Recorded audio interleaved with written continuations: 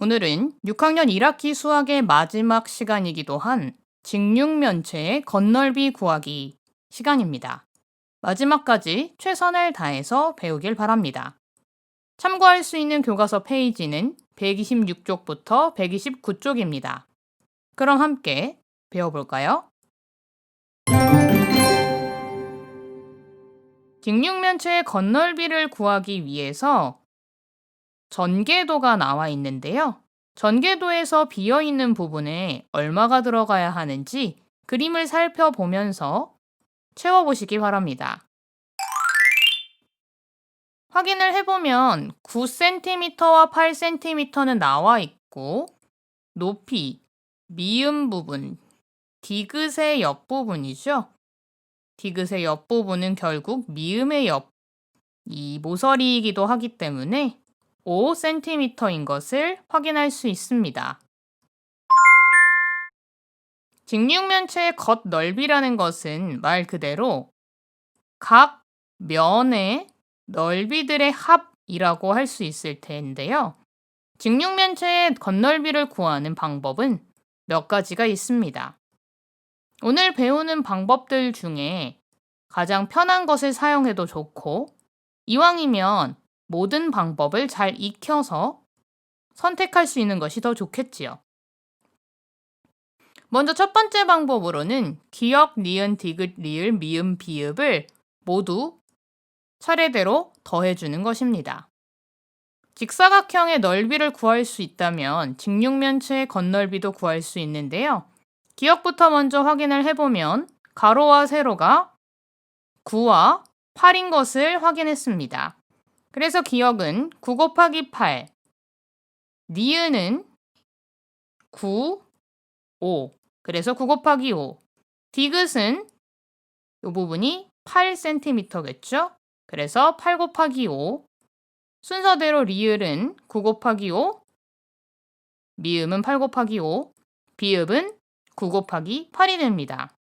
이 곱셈식의 값을 각각 매겨보면 기역은 72, 니은은 45, 디귿은 40, 리을은 45, 미음은 40, 비읍은 72가 됩니다.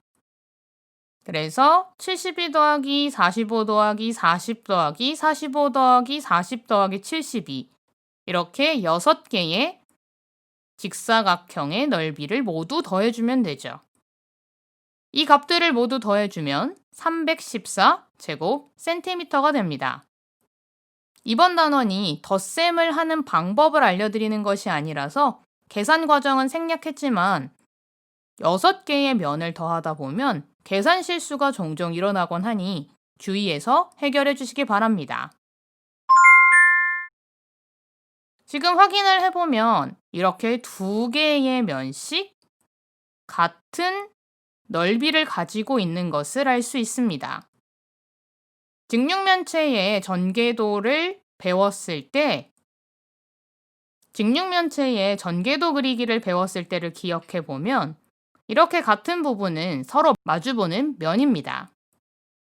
그래서 각각 같은 크기의 면을 2개씩 가지고 있게 되는 것이지요.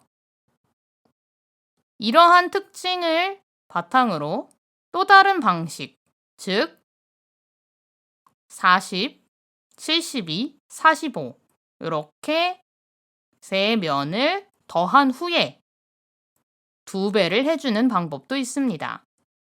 같은 방식으로 덧셈과 곱셈을 풀어주면 314제곱센티미터가 되겠지요.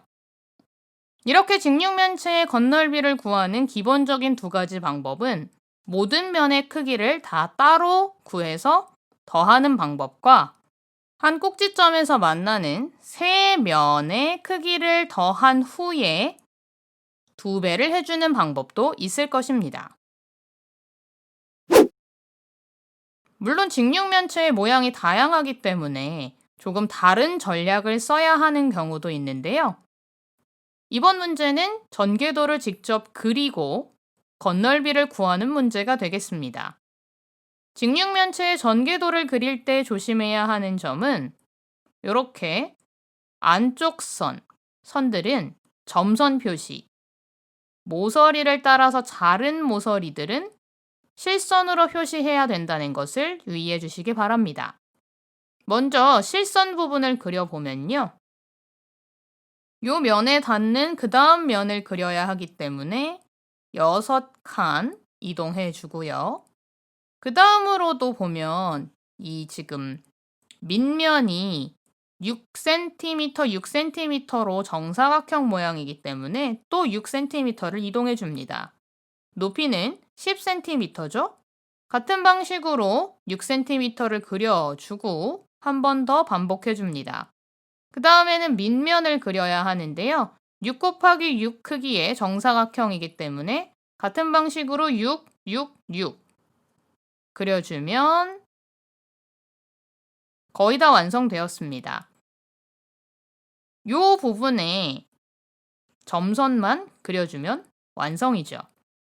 이렇게 그리고 나서 보면 이 직육면체는 밑면 2개의 크기, 그 다음에 같은 크기의 옆면 4개인 것을 확인할 수 있습니다. 각각의 크기를 구해보면 이 부분, 밑면은 6 곱하기 6이므로 36이 되고요. 옆면은 6 곱하기 높이는 10이죠. 그래서 60이 4개로 이루어진 직육면체입니다. 그래서 이것을 모두 더하면 60 더하기 60 더하기 60 더하기 60 더하기 36 더하기 36으로 구할 수도 있을 거고요. 아까와 동일하게 세 면을 더한 후에 곱하기 2를 해도 되지만 이러한 경우에는 36 곱하기 2와 옆면끼리의 합을 더해주는 것이 더 쉬울 것 같습니다. 그 결과 직육면체의 건널비는 312제곱센티미터가 됩니다. 익힘책 86쪽의 1번 문제를 통해서 조금 더 익혀보면 각각의 면에 가로와 세로 그리고 넓이를 적는 표가 있습니다. 가는 가로가 5, 세로가 7, 넓이는 35겠죠. 같은 방식으로 나도 5와 7, 35. 다는 3과 7이 되겠죠. 그래서 3, 7, 21. 라도 동일하게 3, 7, 21이 됩니다. 그리고 나서 마와 바를 알아보면요. 마의 경우에는 이 부분과 맞닿기 때문에 5cm 세로가요. 그 다음에 이 부분은 3cm가 됩니다. 그래서 3, 5, 15. 바도 동일하게 3, 5, 15로 구할 수 있었습니다. 이 표를 가지고 이제 문제를 해결해 볼 텐데요. 먼저 첫 번째 방법으로 6면의 넓이의 합으로 구하기입니다. 이것은 이전에도 풀었던 것처럼 35 더하기 35 더하기 21 더하기 21 더하기 15 더하기 15는 하면 35, 35, 70에 15, 15, 30, 100에다가 42, 142 제곱센티미터인 것을 구할 수 있습니다. 두 번째 방법으로는 세 쌍의 면이 합동인 성질을 이용하여 구하는 것인데요. 한 꼭지점에서 만나는 세